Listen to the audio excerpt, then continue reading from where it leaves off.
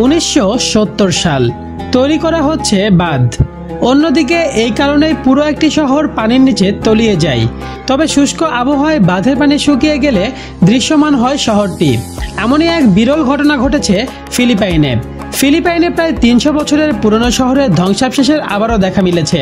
কৃত্রিম হ্রদের পানি শুকিয়ে যাওয়ায় শহরটি এখন দৃশ্যমান। খবর পেয়ে স্থানীয় বাসিন্দারা শহরটি দেখতে সেখানে ভিড় করছেন। এক সময়ের বিশাল অট্টালিকার ধ্বংসাবশেষের উপর উঠে অনেকে ছবি তুলে রাখছেন।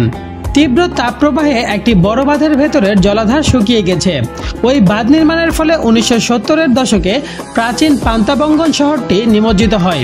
কিন্তু আবহাওয়া শুষ্ক, গরম ও খরায় হঠাৎ শহরটি দৃশ্যমান হয়। এ নিয়ে স্থানীয়দের মধ্যে বেশ কৌতূহলের সৃষ্টি হয়েছে। ফিলিপাইনে তীব্র তাপপ্রবাহ চলছে। দেশের প্রায় অর্ধেক অঞ্চল খরার সম্মুখীন। কিছু জায়গায় তাপমাত্রা 50 ডিগ্রি সেলসিয়াসে পৌঁছেছে। বলা হচ্ছে কিছু শহরে এতই গরম সেখানে শ্বাস নিতেও কষ্ট হচ্ছে। চরম তাপপ্রবাহ লক্ষাধিক মানুষের দৈনন্দিন জীবনকে ব্যাহত করছে। বন্ধ রাখতে হচ্ছে স্কুল। অনেক অফিসের কর্মীদের বাড়ি থেকে কাজ করার সুযোগ দেওয়া হয়েছে।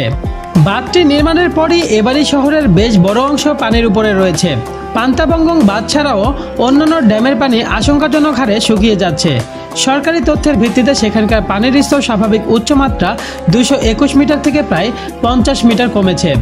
ইতিহাস বলছে 1645 সালে স্প্যানিশ মিশনের এক পুরোহিত পান্তাবঙ্গনে বসতি স্থাপন করেন।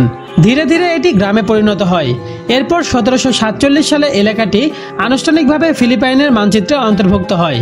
1900 সালে পান্তাবঙ্গং আনুষ্ঠানিকভাবে শহরের মর্যাদা পায়। এই শহরটিকে ঘিরে ফিলিপাইনের বাসিন্দাদের আগ্রহ ও কৌতূহল রয়েছে। বিভিন্ন সংগঠন শহরটির ধ্বংসাবশেষ যথাযথভাবে সংরক্ষণের দাবি জানিয়ে আসছে।